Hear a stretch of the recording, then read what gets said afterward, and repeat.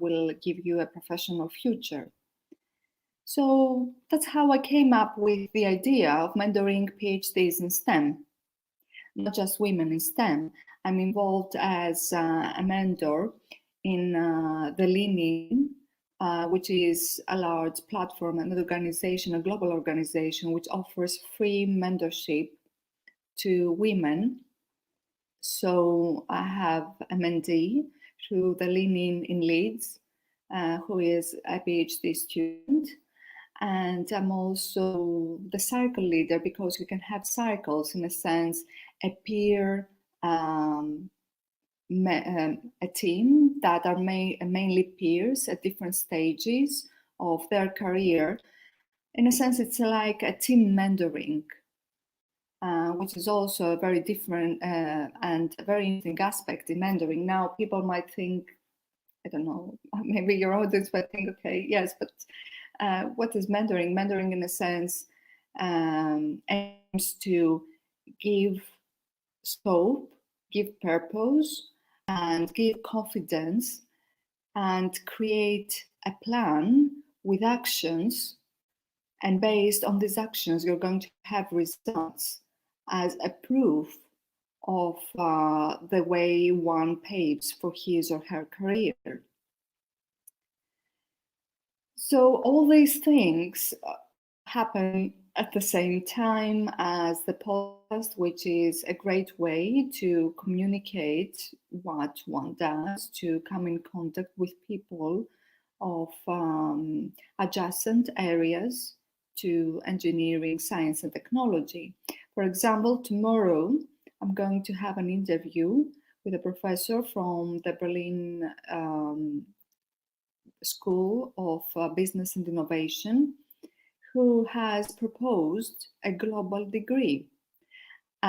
This episode is going to come not this Sunday, the following Sunday, to the Global Influence podcast, and I'm really interested in finding out what this global degree means to him, and what the digital cosmos really means to him. And it's very interesting, because this person started from studying politics, negotiations, and risk management. And I'm really excited to speak to him, because I really think we need global degrees, not just universities that are only bound to a geographical region. And I really want to see what the main aims and objectives are, and what this global degree targets, and what the benefits are going to be. Of course, we all know that education is quite costly in most parts of the world. So it's not affordable to most. In many countries, for both men and women. In other countries, women are disadvantaged because of the society and the policies that are dominant in that region. So there are so many things that have to be set right. And unfortunately, during the pandemic, many people got this as an opportunity not to change their ways in the best way possible.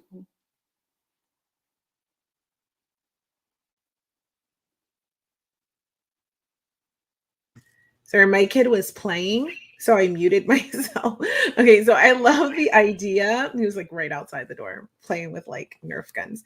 Anyway, so I love the idea of a global degree. That's amazing. I think my undergrad degree, I studied at an intercontinental university, so I think I am considered to have this degree in the UK as well as the United States.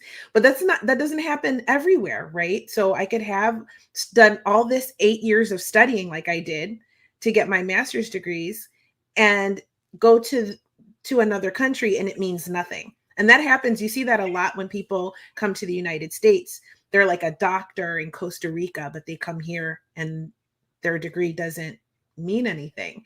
And so it's really difficult. Even when I left the military, I worked in the pharmacy as like a pharmacist when I was young.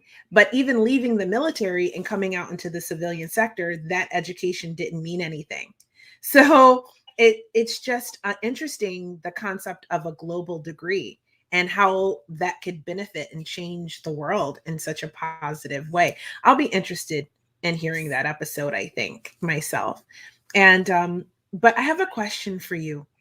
So you have spent all these years in academia and you've moved now into mentoring and helping other people with PhDs, you know. But what led you down this path to begin with? Like, how did you decide that I'm going to do all this education and I'm going to, like, you had to start somewhere with an idea. What was that? What was the beginning of this story? The beginning of the story started when I was 5 years old and watched for the first time the Star Trek series, the original series. Really? This is started.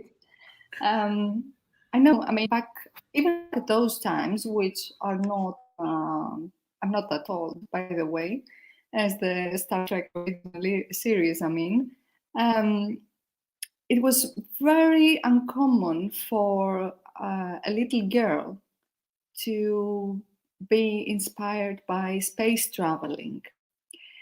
And I was at the same time a practical person. I started to think, okay, how can this happen in reality, to travel into space for such lengthy times and sustain life on board and actually make these people breathe oxygen and to eat food and travel for such a long time.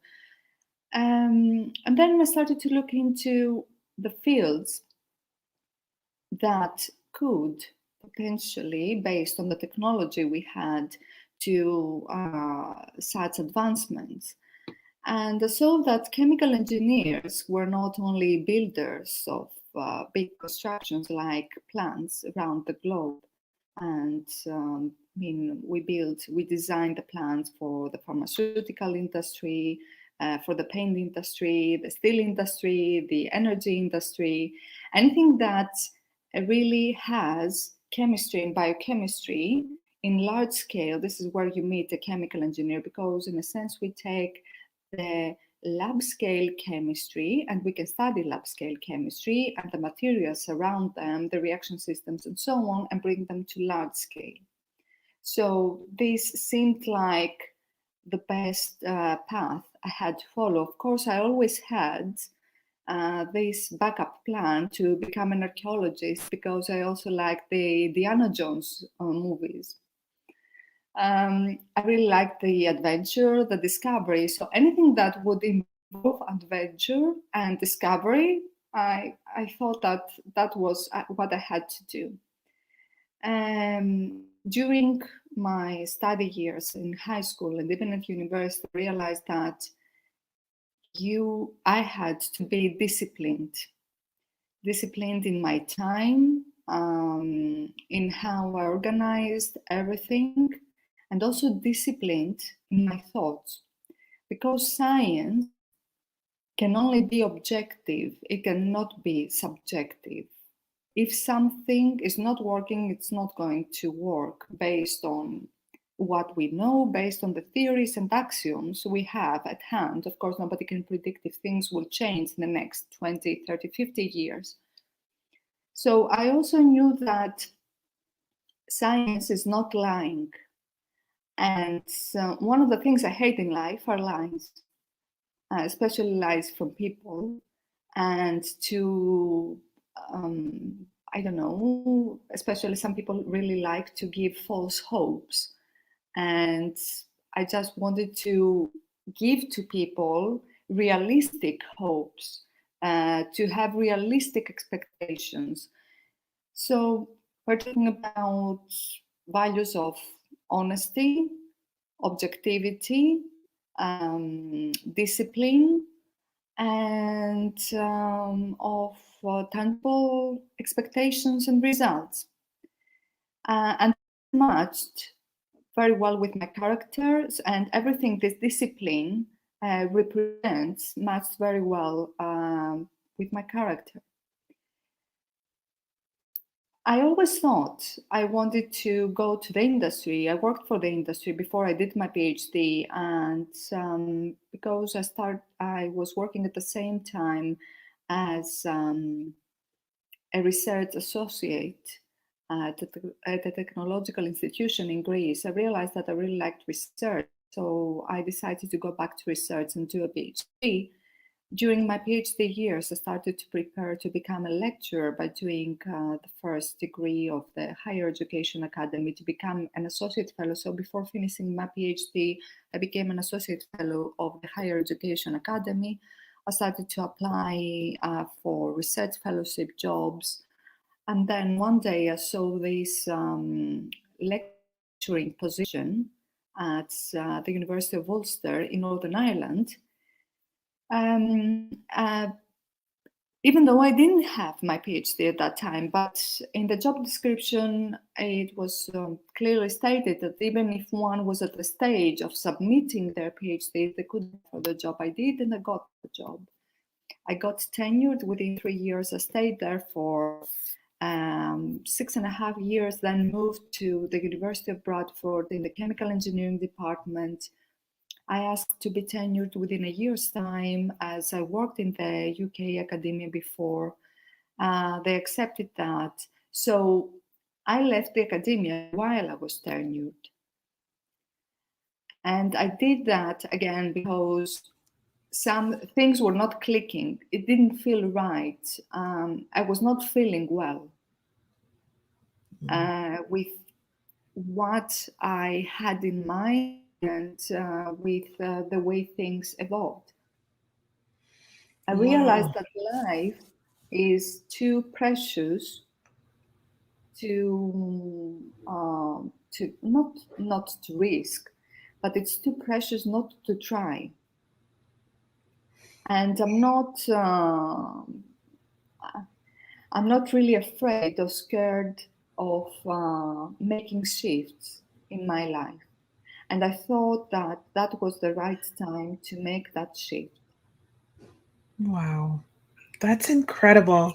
So all your life working towards this goal and working in academia, and then you just say, you know what? This doesn't feel right for me anymore.